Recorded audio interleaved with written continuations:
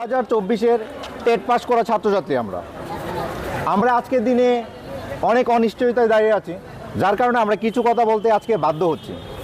আপনারা জানেন ত্রিপুরা রাজ্যে শিক্ষক সংকটের জন্য যে করুণ পরিস্থিতি সৃষ্টি হয়েছে শিক্ষা ব্যবস্থার, তার জন্য দায়ীটাকে কেন এই পরিস্থিতির সৃষ্টি হয়েছে?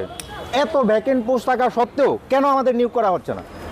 এই রাজ্যের বিভিন্ন প্রান্তের স্কুলগুলি থেকে ছাত্রছাত্রীরা রাস্তায় নামছে, স্কুল বন্ধ করছে, তারপরেও কেন আমাদের নিয়োগ করা হচ্ছে না?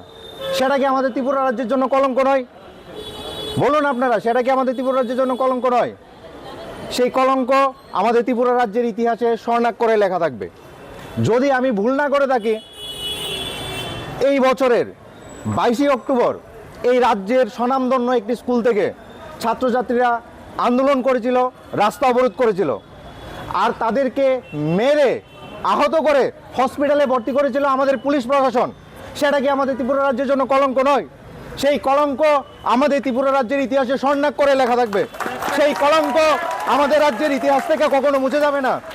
সেই কলঙ্ক চিরস্থায়ী হয়ে থাকবে। তারপরেও আমাদের কেন নিয়োগ করা হচ্ছে না?